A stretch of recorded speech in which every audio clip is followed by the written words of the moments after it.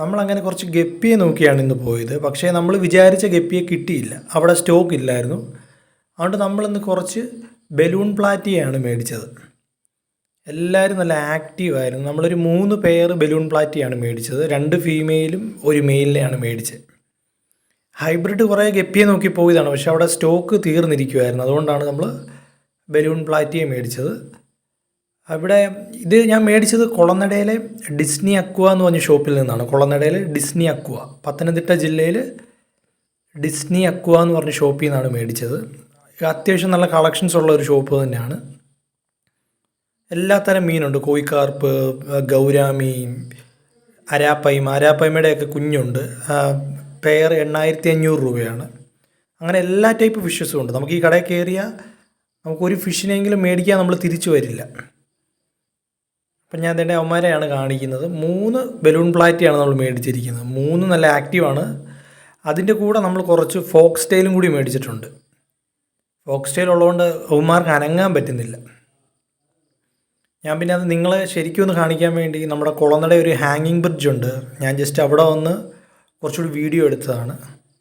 ഇതാണ് നമ്മുടെ കുളനടയിലെ ഹാങ്ങിങ് ബ്രിഡ്ജ്. അത്യാവശ്യം പത്തനംതിട്ടയുള്ള എല്ലാവർക്കും അറിയാവുന്നൊരു സ്ഥലം തന്നെയാണിത്, കുളനടയിലെ ഹാങ്ങിങ് ബ്രിഡ്ജ്.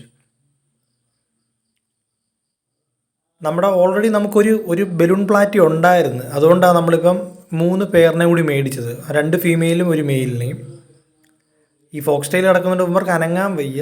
അതുകൊണ്ട് നമ്മൾ എത്രയും പെട്ടെന്ന് തന്നെ ഇവന്മാരെ വീട്ടിൽ കൊണ്ടുപോയി നമ്മുടെ ഫിഷ് ടാങ്കിലേക്ക് മാറ്റാനാണ് പ്ലാൻ ചെയ്യുന്നത്. അങ്ങനെ നമ്മൾ വീട്ടിലെത്തി. ഇനിയിപ്പം ഇവന്മാരെ നമ്മുടെ ടാങ്കിലേക്ക് മാറ്റാൻ പോവാണ്. വീട്ടിലെത്തിയപ്പോഴും ഒരു കുഴപ്പമില്ല. ഞാൻ വിചാരിച്ച് ഫോക്സ് ടെയിൽ കിടക്കുന്നതുകൊണ്ട് ഇവർ കുറച്ച് ബുദ്ധിമുട്ടുണ്ടായിരിക്കുമെന്ന്. പക്ഷെ അങ്ങനെ യാതൊരു ബുദ്ധിമുട്ടും ഇല്ലായിരുന്നു. നമ്മുടെ ഡിസ്നി അക്വയിലെ മീനൊക്കെ ആണെങ്കിൽ തന്നെ എല്ലാവരും നല്ല ആക്റ്റീവാണ്. എല്ലാ മീനും നല്ല ആക്റ്റീവാണ്. അവിടെ നല്ല മീനുകൾ അവർ വിൽക്കുള്ളൂ. ആക്റ്റീവ് അല്ലാത്ത മീനെ ഒന്നും വിൽക്കാറില്ല അവിടെ.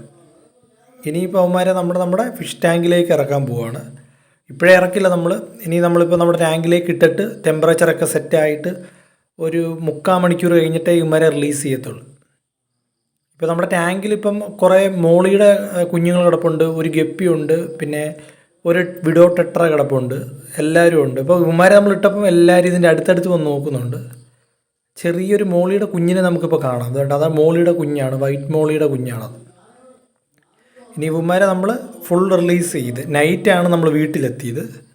എല്ലാവരെയും റിലീസ് ചെയ്ത് ഇനിയിപ്പം നാളെ ഇവന്മാരുടെ എല്ലാം ഒരു ഫുൾ വീഡിയോ കാണിക്കാം. ഇതിപ്പോൾ ഇന്നിനി നൈറ്റായതുകൊണ്ട് വീഡിയോ എടുക്കാൻ പറ്റിയില്ല. അതുകൊണ്ട് നാളെ രാവിലെ എല്ലാവരുടെയും ഫുൾ വീഡിയോ ഞാൻ കാണിക്കുന്നതായിരിക്കും.